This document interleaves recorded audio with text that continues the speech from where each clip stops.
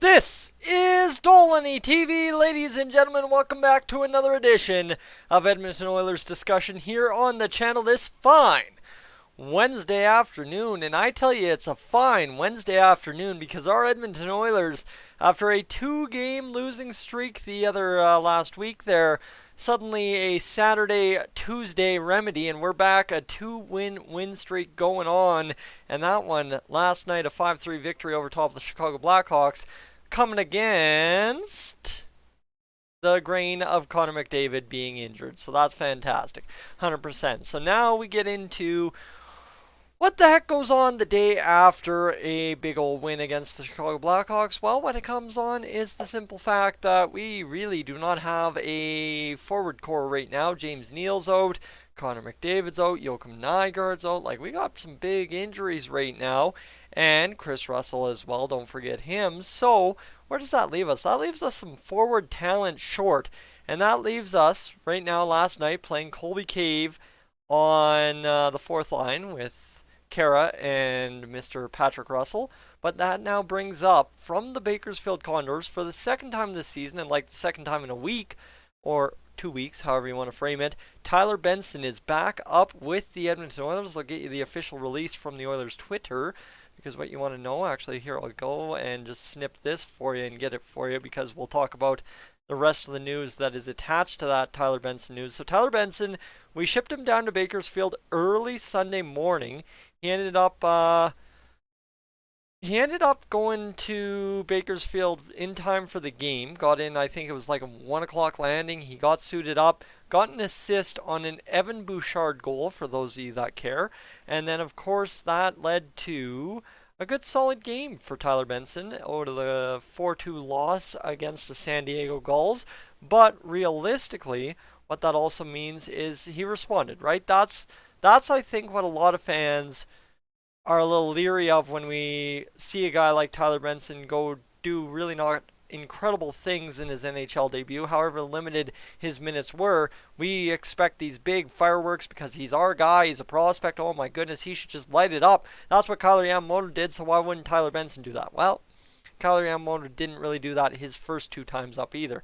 So the Oilers have recalled Tyler Benson from Bakersfield, placed forward James Neal on injured reserve, retroactive to January 30th. So we're talking almost 2 weeks ago that this injured reserve is retroactive too. So that's nutty that James Neal has been out of the lineup that long at this point. You've kind of seen it, right? The Oilers have missed him on the power play to an extent until last night, really, when all of a sudden Yamamoto's doing exactly what exactly what James Neal should be doing and greasing those goals. But you know what? It's fantastic to see what the Oilers have been able to achieve despite the injuries, right? Last night, you got to think we were without Connor McDavid. But even with the situation, without Nygard, without James Neal, without Chris Russell, the injuries we've had since the turn of the new year, we won 8-3 against Calgary, right? We lost Nygard in that game, but we were down forwards for a lot of the game. Then you've got the Arizona shutout, sure. The San Jose 3-goal loss, sure.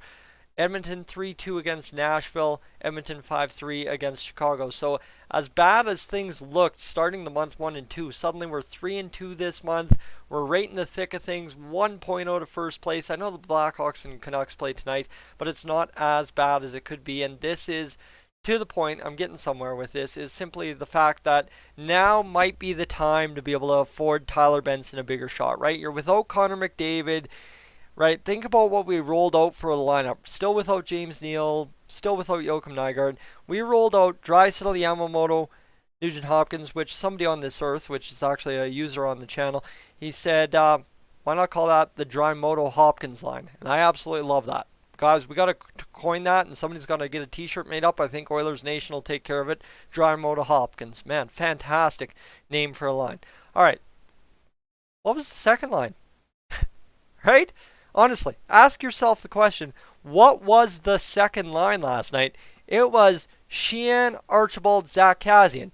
Now think 2 days, 3, 4 days ago, everybody was like, Zach Kassian's a mess.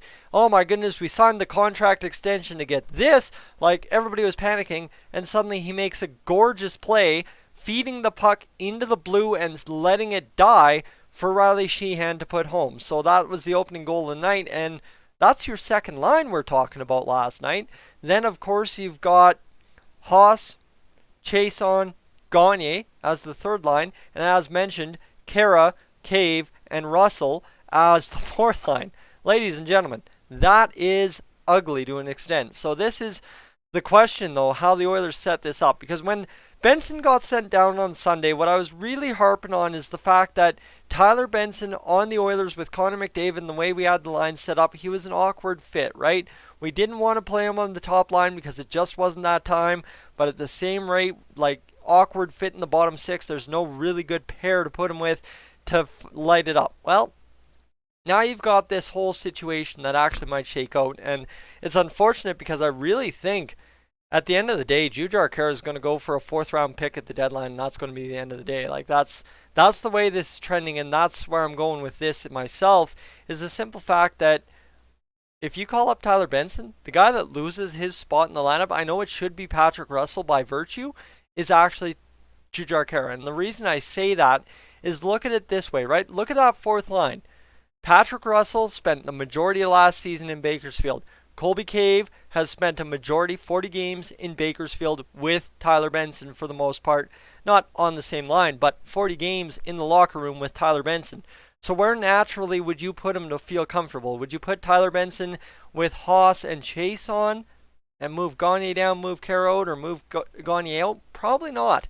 Would you move around that second line, take Kazian off there? You sure aren't taking Archibald off with Sheehan, so you see where it goes. It's still a little bit of an awkward fit for Tyler Benson at this point of his NHL career, but that's exactly what I'm going to be harping on for the next 3 minutes. Is simply the fact, don't put a single expectation on Tyler Benson on this call-up. I think a lot of fans had way too much hype on his game. I had a lot of hype on his game, but you also have to realistically look at it. The simple fact, he made his NHL debut. He's had a lot of question marks along the way. He's had a fantastic Bakersfield career so far. But again, anyone would point out the Bakersfield Condors didn't have the goal-scoring success they had earlier last year when it came playoff time last year. And you probably will equate AHL playoff hockey more to the NHL hockey just for skill level comparison or grinded out comparison. So Tyler Benson's still figuring out that next step at the pro level, and it's an awkward fit, but if you put him in that role to succeed with Cave and Russell, he can be that leader, right? He can lead from the back to the top, if you get where I'm going, right? He can say, look, this is the farm line. We're going to come in here and show you what Bakersfield's all about. And that just instills confidence in all of them, right? They're Bakersfield Condors graduates up there full time with the Edmonton Oilers now, or playing a full game with the Edmonton Oilers all together. And of course on the back end you've got Jones, you've got Bear. So realistically you put those 5 guys in the lineup and you've got 5 guys who have spent, actually Gagne, Haas, you've got 7 guys. Oh, Yamamoto, 8 guys in the lineup potentially tomorrow night against the Tampa Bay Lightning, who have in the last 2 years played with the Bakersfield Condors. Ladies and gentlemen, down in Baco, please stand up. That is a big round of applause for developing the kids right, and that comes down to Ken Holland doing things right. That comes down to Keith Gretzky doing good work with the Bakersfield Condors this year. That comes down, at the end of the day, to somebody that doesn't get enough credit in my mind. I know Bob Stauffer's always talking to him, but nobody on my channel in the comments ever really gives credit to for these guys is Jay Woodcroft, head coach of the Bakersfield Condors. So absolutely fantastic. That said, back off the expectations on Benson this time around, all right? We're not expecting him to come up here and go and change it, right? That's what I was expecting out of whoever got called up back in December in time for the New York Rangers game. Yamamoto, he's done that plus. Now it's Tyler Benson. He can relax. Enough people have already made it. Just go out there, play his game. And realistically, in the setup we have now, if you throw out Cave, Russell, and Benson in time to succeed, right? And you think all 4 lines saw ice time late in the game, shutting it down defensively. Well, you know what? Give Benson some chances to get offense, give him some defense, and just get him acclimated to the NHL game, because Benson is the guy, the more time he gets, the more comfortable he gets.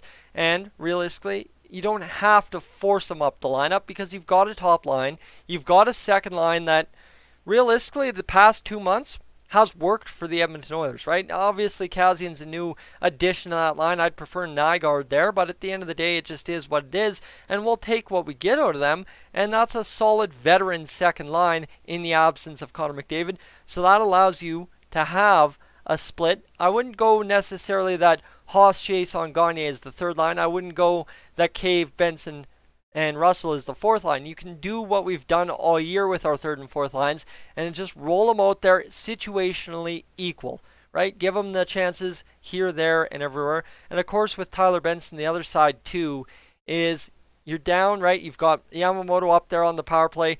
Give him the shot on the second power play unit, and hopefully Dave Tippett without Connor McDavid is more inclined to give more guys more time on the power play as the power play wears on. Guys, I'm Tyson, this is Dolynny TV. Tyler Benson back up. What are you expecting? I am up on out of here.